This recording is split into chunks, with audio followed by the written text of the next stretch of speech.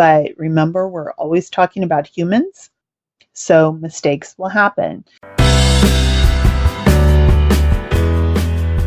You are listening to the Alzheimer's Podcast with Mike Good of Togetherness, your number one resource for practical tips and insights, empowering you and your family to live well with Alzheimer's.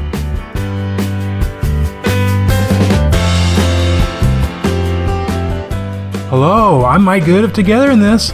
Welcome to episode 52 of the Alzheimer's Podcast, where my goal is always to empower you to maintain a positive experience, reduce and eliminate the need for medications, and make your time together with those you care for the best it can be.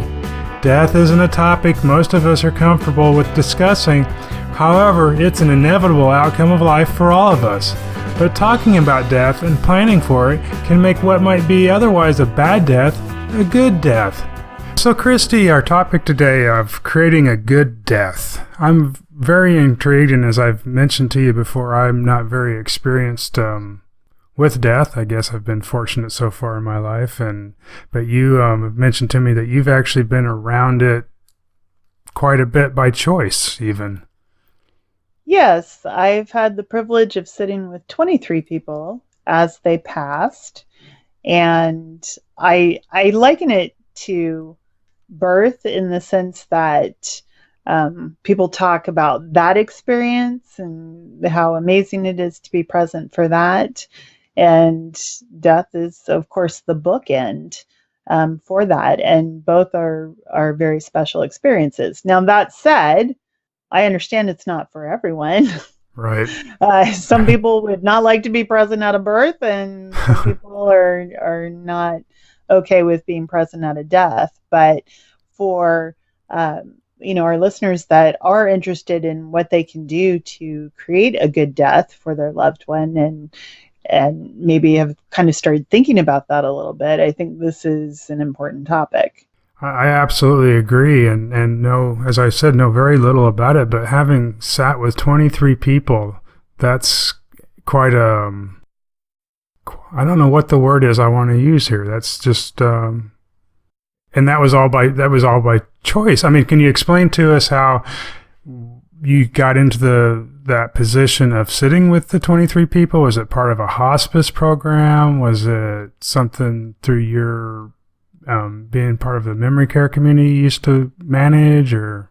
Right. So, typically people, not typically, just as a rule, if we're born, we die. That happens. Right. And I just, it was through work where I first got involved with doing that when I was working in memory care. And then, of course, I've done it since, having my own company also, and a couple of family members as well. And I just noticed, first of all, that families didn't realize that it could be a good death, that was even a possibility.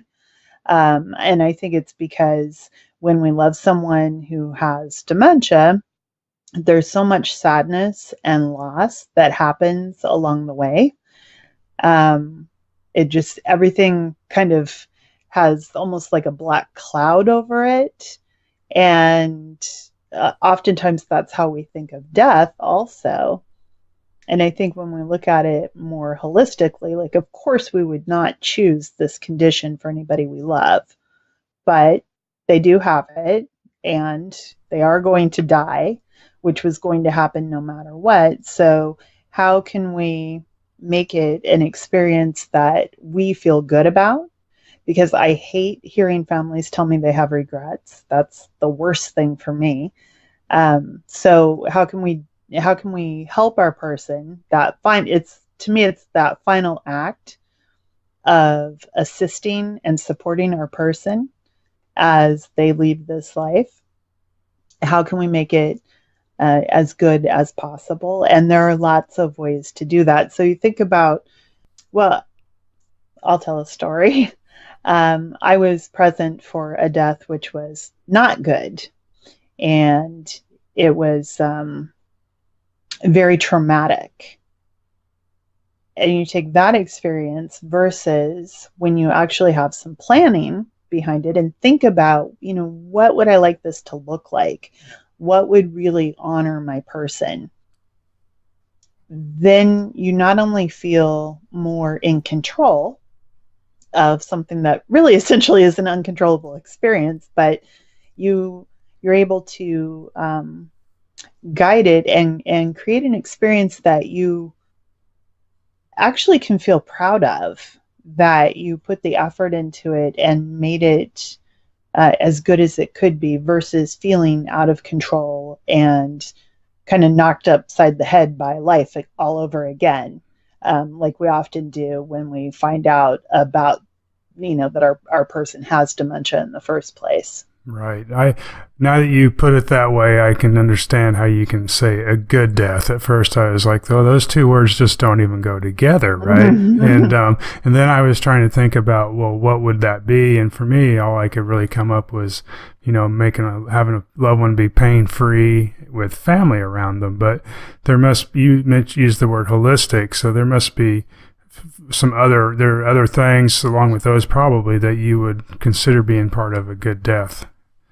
Yeah, so just going back again as a point of comparison to what I consider the bad death I was present at, versus many of the good deaths, which has been the vast majority of my experience. Do you want your person to die in the hospital or at home? And home is wherever they live. So if they live in a memory care community or they live in your home, whatever it is, dying in their own bed versus being in a hospital. And a lot of times we have the idea of a hospital as a place where people go to get well, but the truth is, people often go to the hospital to die because we're unaware that that's sort of what's imminent, because as a society generally, we're not super comfortable talking about death, and it can really make us feel very uncomfortable, and it's a topic a lot of people just don't want to think about.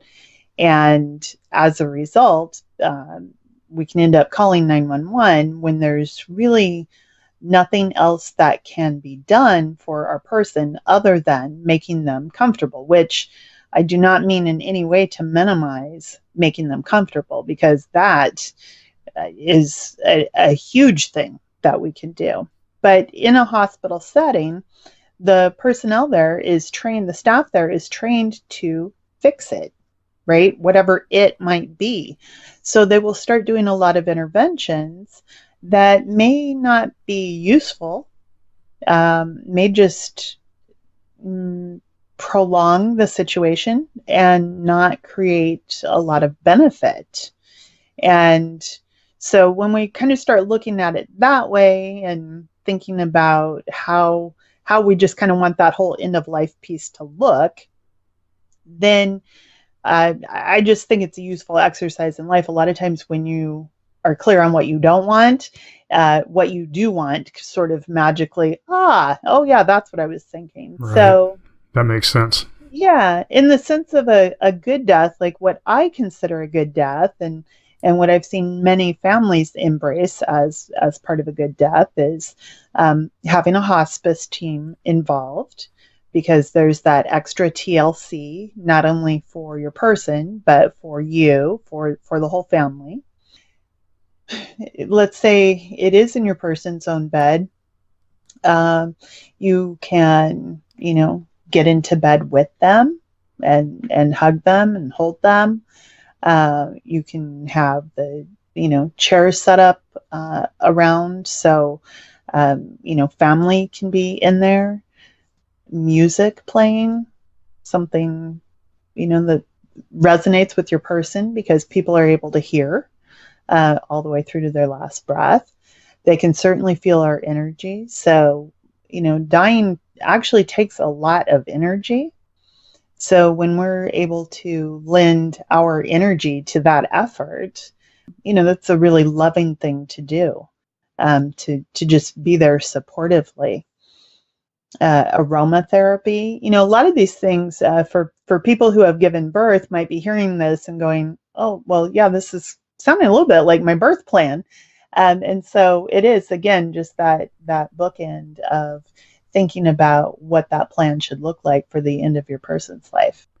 Christy, do you find that families of who have loved ones with dementia have come to an acceptance that death is imminent, or is there still, do most families struggle with the denial and the acceptance of it?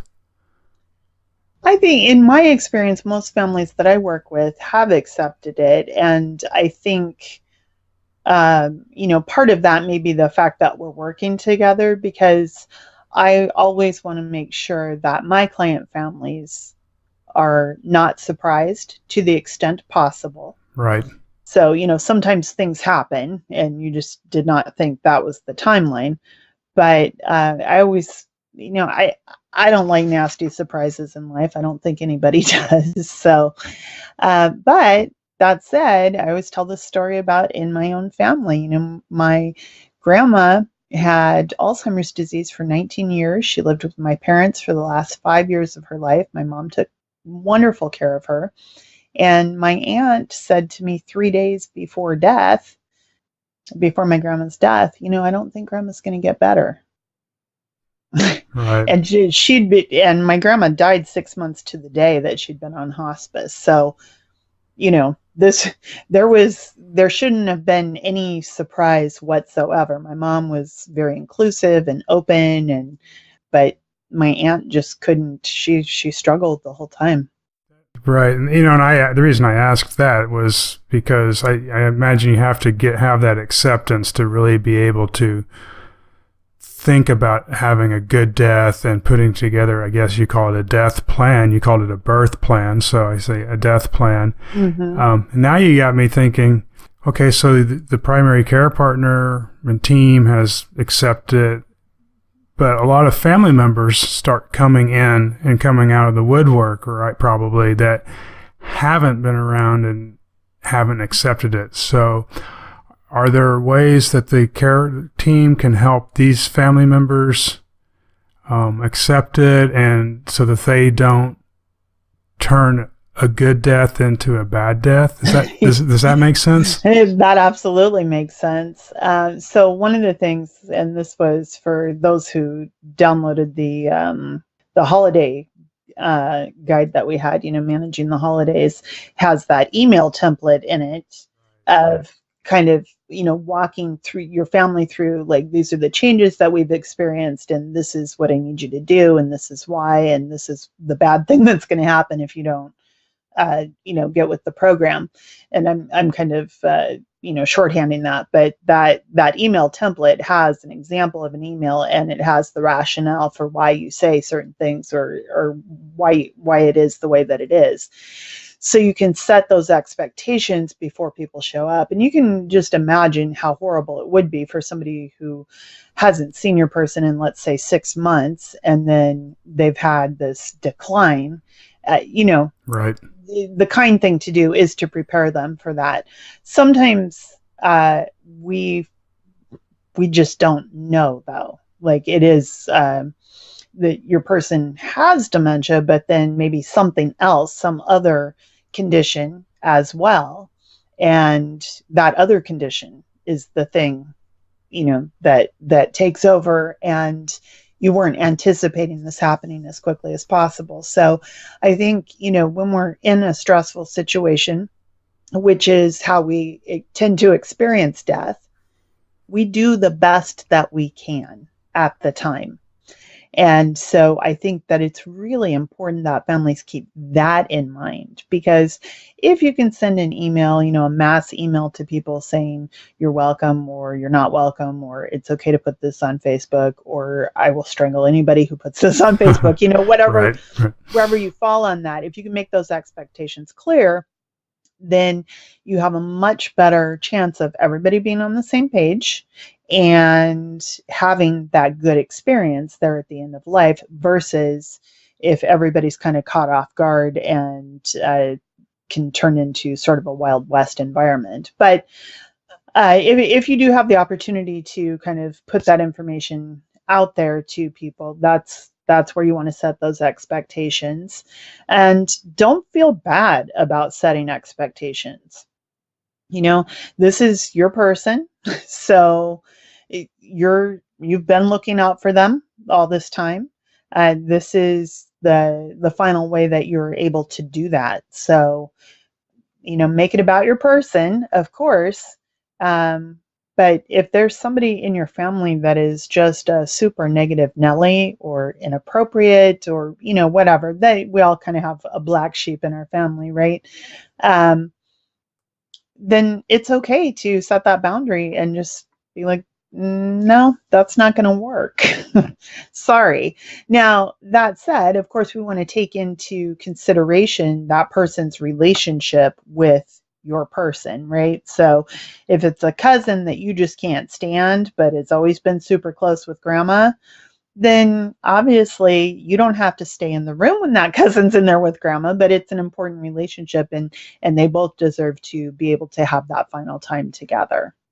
And then if your person is in a care community, remember that you have the staff there too. So they want to help you, and often they will kind of follow your lead. I would love to say that, memory care communities as a whole have completely figured this out, but remember, we're always talking about humans, so mistakes will happen.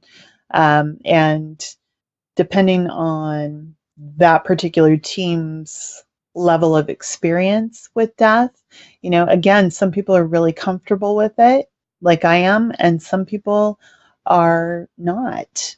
But typically what will happen is they will approach you and say, is there anything that we can do for you? And usually you're going to be in a daze and say, no, we're fine. And they will bring you a cart with snacks and beverages anyway, and kind of just unobtrusively peek their head in the door every couple of hours and make sure that you're okay. And of course, they're going to check your person too, and assist in turning so that there's no skin breakdown, and make sure that their physical needs are met also. But if you are, like, we don't want anybody in here, we got this, then they're going to respect that. But they are there to support you. And if that includes kind of monitoring visitors because you're not able to be there 24/7, then that's okay too. They're happy to do that. Just, you want to communicate that with them. And this could be for days or weeks even, right? Well, so it depends on kind of where somebody is in the process. Right. Like I was saying with my one grandma, she was on hospice for 6 months to the day. And so it was definitely anticipated, but we didn't know when that was going to happen. So we can see that somebody is in that final phase. If they have Alzheimer's disease, for example, we can see when they're in that final phase.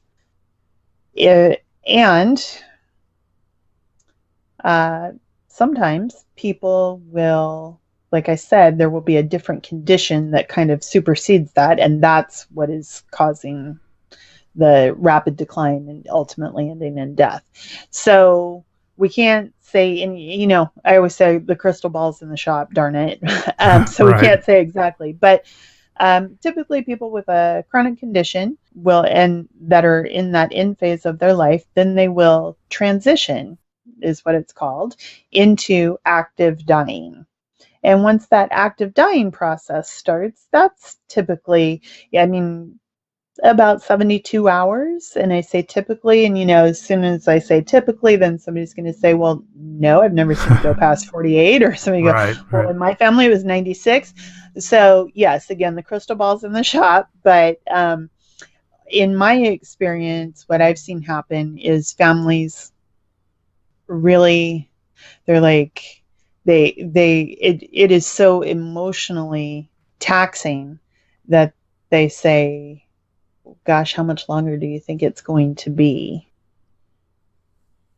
And it's, it's one of those things where we just really can't tell, and it will look like it's imminent and go another 24 or 48 hours. Right. So we don't know. So sometimes it seems that our person is waiting for a certain family member to show up, or somebody that they're very close to that they kind of want to say goodbye to. And that doesn't mean that they're going to sit up and make eye contact and conversation all of a sudden. It just means that they are aware of the presences around them in a subconscious kind of a way, or you could say on a soul level. And then once that person has shown up, or once a certain person has given permission, then that's it, and they pass peacefully. So unless you're a family member who's like yourself, has done this professionally and been alongside people who have died, so it's a whole new experience for you. So I can see extreme value in having someone such as yourself there, as well as the hospice team, because of just understanding what to expect and the emotional roller coaster that they must be going through. And I would guess I would never have thought about having professionals in the house for that purpose. But again, I haven't been around death much. So yeah, there are actually professionals called death doulas. And again, that's just like when you're giving birth, you may do it in the hospital with just a doctor, or you may choose to do a home birth with a midwife and a doula, or you can have a midwife and a doula in the hospital, whatever you choose. Same principle. And so a doula is like a coach, not like your birthing coach, right? But an additional support person that is just kind of providing a ton of support. And so you can also have a death doula. Okay. That's an actual thing. And then, of course, a hospice team typically is just absolutely amazing. But it's important to know, most often they're not right there, at least not in the types of situations that I'm talking about. I have not seen a hospice team typically present during, hours and hours and hours. Right. Whereas a doula will be. Well, it sounds like you have, maybe not by title, but you've acted in what's the word? You've actually been a death doula for many families. You may not call yourself that, but it sounds like I would hope I could live up to the amazing work that they do. Right. I think, in the situations where I've been involved, and of course they've all been variable, but like I said, sometimes I've been a family member, but as a professional, sometimes I've been the one that says, sure, of course you can step out, and I'll sit here while you go to the bathroom or go get something to eat or go home and take a shower or get a few hours sleep or whatever. And that's an important thing for families to know, is that your person doesn't always want you present when they pass. So what I've observed over the years is that typically, and again, as soon as you say typically, somebody has a different story, right? Right, of course. But what I've observed is that spouses are typically okay with one another being present, and that can be very helpful. And if an adult child says to, let's say, a father, don't worry about mom, I'm always going to make sure she's okay, you can see like an easing of body posture, like, okay, that, tick that off my list. But parents typically do not want their adult kids around when they die. Sometimes it's okay, but I'd say at least 50% of the time, the family has been sitting there for hours and hours and hours and hours and hours and hours and days, and then they walk out to get something to eat or to consult with somebody on the staff, and the person passes. Wow. So I don't know if it's like that final act of being a parent and, protecting your kid, or what it is. And then some people, too, it's just, there's that one particular person. And so I take the view of whoever's supposed to be there is there. And I think it's so important. And I talk about this as much as I can, because I think it's so important for families to know that, you haven't done anything wrong or bad or to feel bad about if you're not in the room when it happens. That's quite common. So it's not like you were a horrible, whatever your title is, daughter-in-law, just because you stepped out. That's not the case. A lot of times people wait for that to happen and then they pass. To me, what I'm thinking is death is not just that moment in time where a person stops breathing, but it's that process, right? And so if the daughter was there in this example for a majority or a lot of the time and then happened to step out, I mean, she was there for the death process and should be very happy and feel good about herself for that. I would hope.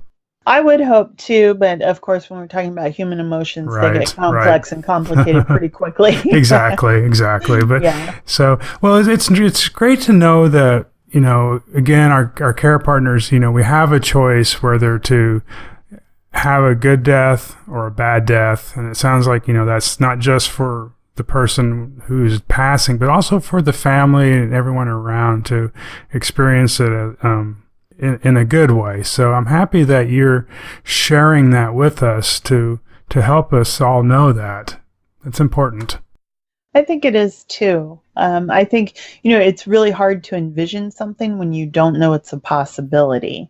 But once you do know it's a possibility, your imagination can kind of take over and you can start thinking more about, well, what would I like this to look like? What would really honor my person? And then that's when you're moving into that good death territory. So, Christy, I just want to tell our listeners out there that if you want to know more about this topic, please feel free to reach out to Christy at dementiasherpa.com and, get on her newsletter, send her an email. I'm sure she'd be very happy to answer your questions. And I will also provide any links that we come up with on the show notes. All right, well, Christy, I thank you for our conversation today, and I look forward to talking with you next week when we're going to talk about things no one tells you about end of life. Perfect. All right, well, bye now. Bye. You've been listening to the Alzheimer's Podcast with Mike Good of Togetherness. For more information and to get the resources mentioned in this episode, visit togetherness.com/podcast.